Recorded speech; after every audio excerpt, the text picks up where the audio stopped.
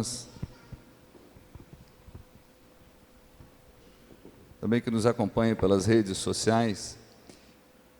A primeira leitura de hoje, no livro do Êxodo, vai dizer, Moisés, diz assim que ele estava tomando conta do rebanho do seu sogro, Jetro, e diz a palavra que Moisés foi levando o rebanho deserto adentro. O que significa esse levar o rebanho deserto adentro? Vamos comparar esse ir para o deserto adentro, é o nosso período hoje quaresmal. Moisés então vai conduzindo o rebanho, quando chega então um determinado ponto, ali ele começa então o encontro pessoal com Deus naquela sarça ardente. O período quaresmal é o período que nós vamos deserto adentro. O que é o deserto? O deserto é o momento onde o homem revela o seu coração a Deus, onde o homem abre o seu coração para Deus, onde o homem expõe para Deus a dureza do seu coração, os seus pecados, suas limitações, suas infidelidades, seus sofrimentos, suas angústias. Ir deserto adentro, é exatamente isso, é o momento que o povo então às vezes questionava Deus, mas ali o povo revelava o seu coração para Deus, um povo de coração infiel, um povo de coração sofrido, um povo que sofria as opressões, um povo que era machucado, que era ferido, mas ao mesmo tempo que esse povo ia se revelando para Deus, assim no deserto, assim na quaresma, nós vamos nos revelando para Deus a cada momento, a cada passo, a cada semana, a cada liturgia, a cada momento proposto de oração, nós vamos nos abrindo, nos entregando, apresentando a nossa realidade para Deus, ou seja, é onde existe esse encontro pessoal. Só que, ao mesmo tempo que esse deserto, ir deserto adentro, é o momento onde o povo vai se abrindo para Deus e vai se apresentando, Deus também vai dando a sua resposta. Deus, no deserto, Deus revela a sua proteção, no deserto Deus revela o seu carinho, porque é no deserto que Deus alimenta o povo com maná, é no deserto que Deus que sacia a sede com a água do rochedo, é no deserto que Deus coloca uma nuvem luminosa durante a noite, é no deserto que Deus então coloca uma nuvem durante o dia para que o sol não prejudicasse o povo, ou seja, um Deus que protege, um Deus que ama, um Deus que age com carinho. Assim, no nosso período quaresmal, é o momento que nós nos abrimos para Deus, que nós começamos na quarta-feira, somos pó, viemos do pó, retornaremos ao pó, mostrando para Deus a nossa fragilidade, mostrando para Deus o nosso pedido de socorro, mostrando para Deus que converta o nosso coração. Por isso que quando se coloca as cinzas, convertei-vos e crede no Evangelho, é o Evangelho de hoje, convertam-se, convertam-se, é a palavra do Senhor convidando para cada um de nós uma mudança de vida, uma transformação do coração. Por isso então, quando Deus alimenta o povo, quando Deus sacia a sede do povo, quando Deus protege o povo com a nuvem, é a resposta de Deus ao coração humano. Ou seja, um Deus que ama, um Deus que protege. E então Moisés vai avançando até chegar na sarça ardente. O que é a sarça? A sarça, para a gente entender melhor, como se fosse uma espécie de vários gravetos, um arbusto. Em outras palavras, como se fossem árvores, e ali começa a pegar fogo, ela começa a incendiar aquela sarça ardente, e Deus aparece no meio daquela sarça, no meio daquele fogo, e Moisés vai se aproximando, e Deus diz: calma, Moisés, calma, tira a sandália dos seus pés, porque o solo que tu pisas, ele é santo. O solo que tu pisas, ele é santo. E Moisés não queria nem mesmo olhar para a face de Deus, com medo de olhar para a face de Deus. E Deus também fala isso para cada um de nós. Nós estamos aqui num território santo. Nós estamos aqui num território santo. E se a gente fizer um paralelo, como tirar a sandália dos seus pés, porque é um território santo, na vinda do filho pródigo, no retorno do filho pródigo, o que o pai faz? Dá uma sandália nova ao filho. Estar com uma sandália nova significa mudança de vida, significa transformação, significa renovação. Então quando Deus diz para Moisés: tira, Moisés, a sandália dos teus pés, porque o solo que tu pisas, ele é santo, ou seja, é um convite, é um sinal para nós que nós precisamos mudar de vida, que nós precisamos ser diferentes, que nós precisamos ter um novo coração, que nós precisamos agir diferente, cuidar diferente, testemunhar diferente, falar diferente. Esse é o convite de Deus para o nosso tempo. Esse é o convite de Deus. Nós estamos nesse deserto espiritual. É o lugar da escuta a Deus, é o lugar da abertura do coração, é o lugar para entender que ali é o local do encontro pessoal com Deus. E Moisés falava com Deus, e Deus dizia: tira a sandália dos teus pés. E Deus vai falando para Moisés, e Moisés diz para Deus: Senhor, mas eu vou dizer então ao povo que te encontrei, e se me perguntarem qual é o seu nome, o que eu vou dizer para eles? O que Deus diz? Eu sou aquele que sou. Ou seja, respondeu e não respondeu nada. Eu sou aquele que sou. Mas é interessante que Deus dá duas respostas. Quando Moisés pergunta: Senhor, qual é o seu nome? Porque eles vão me perguntar, o que eu vou dizer? Deus diz assim: eu sou o Deus dos teus pais, o Deus de Abraão, o Deus de Isaque e o Deus de Jacó. O que Deus quer dizer nesse momento que Ele fala assim para Moisés? Eu sou o Deus dos teus pais, o Deus de Abraão, o Deus de Isaque, o Deus de Jacó. Eu sou o Deus dos meus amigos. Eu sou o Deus dos meus amigos do passado. Deus não abandona os seus. Deus recorda aqueles do passado, Abraão, Isaque, Jacó, ou seja, a amizade deles. Então Deus revela uma fidelidade na amizade. Deus se lembra daqueles aos quais que são seus amigos. Por isso que Ele diz: eu sou o Deus dos teus pais. É o amor, é o carinho, é a amizade da fidelidade. Deus se recorda dos seus a todo momento. É essa a mensagem que Deus passa para Moisés. E depois Ele diz, é interessante que Ele diz assim: eu sou aquele que sou. E o que significa isso? Eu sou aquele que sou. Tu verás quem eu sou na medida que caminhares comigo. Olha só, gente.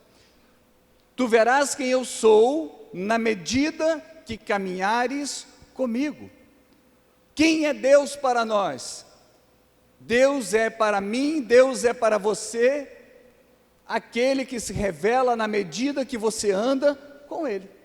Na medida que você caminha com Ele, você vai descobrindo quem é Deus.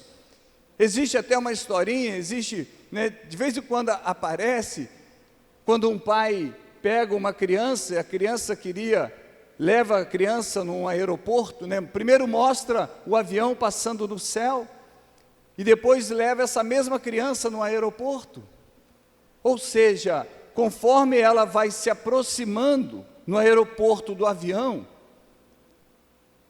o avião parece que vai crescendo, ela olha para o céu, o avião pequenininho, bem distante, pequenininho, mas aquele mesmo avião no aeroporto, quando o pai leva a criança, aquela coisa gigantesca, aquela coisa enorme, mas é o mesmo avião. E qual era a mensagem? Nós só sabemos o tamanho de Deus na medida que nós nos aproximarmos dEle. Nós só saberemos quem é Deus na medida que nós caminharmos com Ele. Nós só descobriremos o tamanho de Deus na medida que nós caminharmos com Ele. Quem é Deus? Eu sou aquele que sou. Ou seja, se você quer saber quem é Deus, você precisa caminhar cada vez mais. Quanto mais você caminha com Deus, você vai entendendo a grandeza de Deus, o amor de Deus, a misericórdia de Deus, o quanto Deus age na nossa vida, o poder de Deus, a força de Deus, a proteção de Deus. Ou seja, o tamanho de Deus na nossa vida é proporcional ao quanto nós caminhamos com Ele. Quanto mais você caminha, mais esse Deus vai se agigantando na sua vida. Não que Deus é pequeno para uns e grande para outros. Não, Deus é único. O tamanho de Deus é único, é supremo, é pleno. Mas a nossa experiência de Deus, a nossa intimidade com Deus, o nosso relacionamento com Deus se dá na proporção ao qual nós caminhamos com Ele. É exatamente assim. Se eu caminho pouco, Deus tem um tamanho para mim. Deus tem uma certa importância na minha vida. Conforme eu vou deserto adentro, conforme eu vou mergulhando na minha quaresma, Deus vai se revelando cada vez mais, o amor de Deus vai me tomando cada vez mais e eu vou descobrindo quem é Deus. Agora, se eu tenho um relacionamento de Deus à distância, como se eu estivesse olhando para o céu, pegando esse exemplo do avião, eu sei que Ele existe, eu sei que Ele está passando, mas para mim é daquele tamanho lá, tamanho de uma palma de uma mão.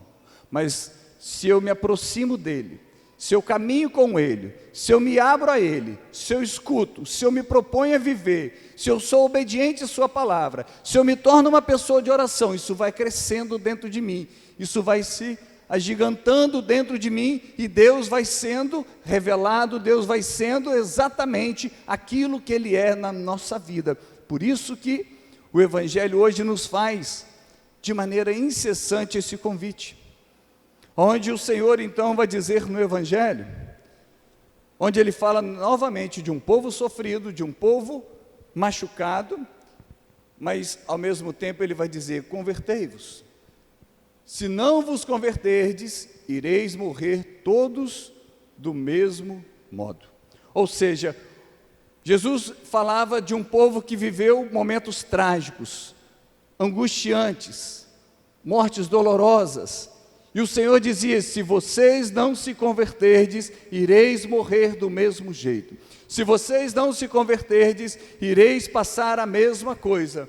Só que tem um detalhe: nem sempre a morte que Jesus fala é uma morte física, porque muitas das vezes, antes de existir uma morte física, existe uma morte espiritual dentro de cada um de nós. Quantas pessoas que nós conhecemos que já estão mortas espiritualmente? São pessoas que estão andando pelas ruas, são pessoas que estão dentro das nossas casas, são pessoas do nosso relacionamento, mas são pessoas mortas. Infelizmente, existem muitas pessoas mortas no seu coração, não tem proposta de vida, não sorri mais, não tem alegria, não tem esperança, são pessoas que morreram. E por que morreram? Diversas circunstâncias podem levar uma pessoa a uma morte espiritual. Ou seja, é como se ela estivesse vegetando pela vida, entre viver e morrer já não faz mais diferença, fisicamente, porque espiritualmente são pessoas mortas, perderam o sentido da vida, desgostosas da vida, sem esperança, ou seja, um vazio que toma conta do interior do coração humano, e cada vez mais a gente tem visto essas pessoas assim. E como que a gente transforma tudo isso? É caminhar em direção ao Senhor. Não tem outra saída, não temos outra saída. Não adianta, não quero aqui entrar nesse mérito, dizer que não tem valor, não é isso que eu quero dizer, mas não adianta, que não, muitas das vezes não é. Em muitos momentos o remédio resolve, mas em muitos o remédio não vai resolver, o antidepressivo não vai resolver, muitos outros medicamentos não vão resolver, porque a doença é na alma, não é no corpo, a doença é na alma. Todo medicamento ele tem seu valor e é inspirado por Deus, diz o livro do Eclesiástico. Porém, quando a doença é na alma, não existe medicamento e remédio que vai resolver, ou melhor, em farmácia, que vai resolver o seu problema. Quando o problema dói aqui dentro, quando o problema dói na alma, só Deus, o médico dos médicos, o Senhor dos senhores, que é capaz de curar o coração humano. O medicamento é uma obra de Deus, é um meio que Deus cura o seu filho, cura a humanidade. Porém, quando essa doença é física, a gente precisa entender isso. Quando a doença é física, agora quando a doença é espiritual, só Deus. Sabe por quê? Porque o coração humano é um território que só Deus caminha, ninguém mais. O coração espiritual, o coração onde ninguém é capaz de conhecer, onde ninguém é capaz de ter. Você pode fazer 1000 exames de coração, mas jamais um exame vai conseguir detectar a dor do seu sentimento, a dor do vazio do coração. Ele vai pegar um entupimento, ele vai pegar uma má formação, ele vai pegar várias coisas físicas, espiritual, só Deus. Só Deus é capaz de descobrir, de conhecer e de agir no coração humano e na alma humana. fisicamente, temos muitos outros caminhos e devemos buscá-lo para a nossa cura, para a nossa restauração. Mas aquilo que mais dói em nós não é num comprimido que vai te solucionar. É de joelho no chão, aos pés do Santíssimo Sacramento, é recebendo a Eucaristia, é lendo a palavra, é vivendo aquilo que o Evangelho hoje propõe. Convertei-vos, porque senão o sofrimento é grande. Louvado seja nosso Senhor Jesus Cristo.